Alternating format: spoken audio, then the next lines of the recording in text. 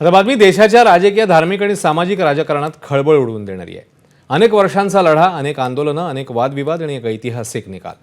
देशात एवढी सगळी सामाजिक, राजकीय आणि धार्मिक घुसळण झाल्यावर उभं राहिलं लाखो देशवासियांच्या श्रद्धेचं, भक्तीचं आणि विश्वासाचं प्रतीक अर्थात अयोध्येचं राम मंदिर। मात्र गेल्या अनेक दिवसांपासून हे मंदिर बातम्यांच्या केंद्रस्थानी आलंय। ते म्हणजे थेट रामाला मोठ्या भक्तीने आणि श्रद्धेने वाहिलेल्या दानावरच डल्ला मारण्यात आल्यामुळे राम मंदिरातील दानाची चोरी झाल्याची धक्कादायक माहिती समोर आल्यावर आता श्री राम जन्मभूमी ट्रस्टचे सरचिटणीस चंपत राय आणि अनिल मिश्रा यांनी राजीनामा दिलाय। या दानपेट्यांची देखरेख करणाऱ्या 8 कर्मचाऱ्यांना बेड्या ठोकण्यात आल्या आहेत। एसआयटीच्या तपासानंतर ही कारवाई झाली। दानपेट्यांची काळजी घेण्याची जबाबदारी असलेल्या रामशंकर उर्फ टिन्नू यादव याच्यावर दानपेट्यांवर डल्ला आणि अवैध जमीन खरेदीचे आरोप ठेवण्यात आले आहेत। दानपेटीतनं 200 कोटींची अफरातफर झाल्याचा संशय आहे। रामाच्या दानपेटीला हात लावण्याचं पाप ज्यांनी केलं त्यांच्यामुळे राजकीय आणि धार्मिक भावना दुखावल्या गेल्यानं सरकार दुहेरी कात्रीत सापडलंय।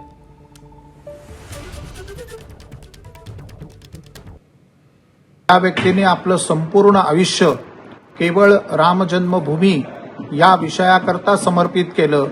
त्यांच्या आयुष्याचा उत्तर कालखंड सुरू असताना अशी व्यक्ती कुठल्याही पद्धतीचं करप्शन करेल हे संभावित नाही। परंतु ज्या लोकांना अयोध्या हे संपूर्ण हिंदूंचं धर्मकेंद्र नको आहे अशा लोकांचा आज या निमित्ताने विजय झालाय। परंतु मी सांगू इच्छितो की हा विजय हा तात्कालिक स्वरूपाचा आहे। ज्या वेळेला सत्य बाहेर येईल त्यावेळेला निश्चितच याचं दूध का दूध और पाणी का पाणी हो जाएगा। दरम्यान सरकार योग्य ती कारवाई करेल आणि दूध का दूध पाणी का पाणी होईल असा विश्वास उत्तर प्रदेशचे मुख्यमंत्री योगी आदित्यनाथ यांनी व्यक्त केलाय। सरकार की जो मंशा है, सरकार ने पहले दिन कहा कि दूध का दूध और पानी का पानी सबके सामने आएगा। अगर तथ्य नहीं है, पुष्ट प्रमाण नहीं है तो आरोप प्रत्यारोप बंद करो, और प्रमाण है तो एसआईटी को सबूत सहित प्रमाण प्रस्तुत करो। एसआईटी की सिफारिश के अनुरूप सरकार कार्रवाई को आगे बढ़ा रही है। तर चंपत राय नेमके कोण आहेत ते पाहूया। अयोध्येतील राम जन्मभूमी तीर्थक्षेत्र ट्रस्टचे माजी सरचिटणीस आहेत। राष्ट्रीय स्वयंसेवक संघाचे ज्येष्ठ प्रचारक आहेत। विश्व हिंदू परिषदेचे आंतरराष्ट्रीय उपाध्यक्ष देखील आहेत। राम जन्मभूमी जन आंदोलनात त्यांची महत्त्वाची भूमिका राहिली आहे। राम मंदिराच्या उभारणीत देखील त्यांचा सिंहाचा वाटा राहिलाय। अयोध्येचा विश्वकोश अशी त्यांची ओळख आहे।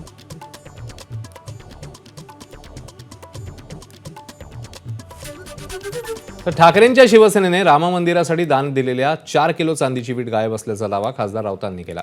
1 कोटींपेक्षा जास्त किमतीचं दान हजारो शिवसैनिक आणि संतांच्या समोर दान केलं। मात्र अजूनही ट्रस्टकडनं त्या चांदीचं काय केलं याची पावती आणि माहिती मिळालेली नाही असं राऊतांनी म्हटलं। इतकी चांदी कुठे गेली आणि याची जबाबदारी कोणाची असा सवालही त्यांनी उपस्थित केला।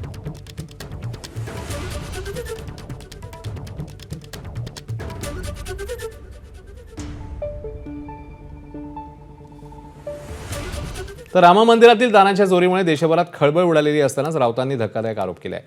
राम मंदिराच्या दानपेटीतले पैसे फुटीर खासदारांना वाटल्याचा गंभीर आरोप राऊतांनी केला। त्याचा सत्ताधाऱ्यांनी खरपूस समाचार घेतला। जेव्हा ट्रस्टची स्थापना झाली तेव्हा अयोध्येत आम्ही होतो। त्या क्षणी आमच्याकडून 1 कोटी रुपयाचा चेक हा श्रीराम मंदिर ट्रस्टसाठी गेला आणि त्याच वेळेला आमच्याकडून 25 किलोपेक्षा जास्त चांदीची वीट, ही पहिली वीट आम्ही त्यांना दिली। जास्त त्या विटेची जो रिसीट नाही आणि सगळ्यात जास्त चोऱ्या तिकडे चांदीच्या विटांच्या किंवा चांदीच्या ज्वेलरीच्या झालेल्या आहेत। चंपत राय यांना पाठीशी घातलं जातं। तो जो पक्ष आहे एकनाथ शिंदे गटाचा, ते सगळे संत महात्मे वगैरे आहेत, ते राम मंदिर वगैरे याच्यामध्ये त्यांचा सहभाग आहे। त्याच्यामुळे 2000 कोटीची चोरी तिकडे झाली,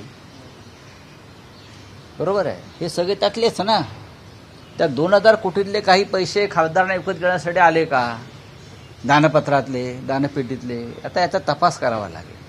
मग 2000 कोटी गेले कुठे? सोडून द्या आता।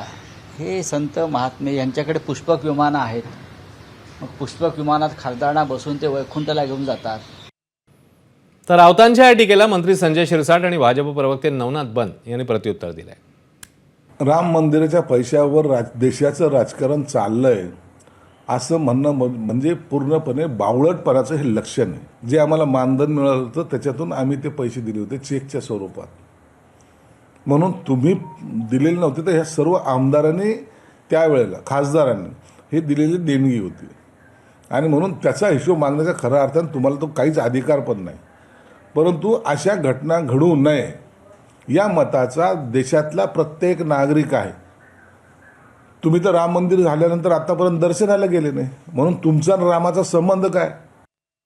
या महाराष्ट्रामध्ये या देशामध्ये प्रभू रामचंद्रांचे भक्त आहेत, ते तुम्हाला कधीही माफ करणार नाहीत. राम मंदिर ट्रस्टमध्ये जो काही कथित घोटाळा झालाय त्या प्रकरणामध्ये SITची स्थापना करण्यात आली.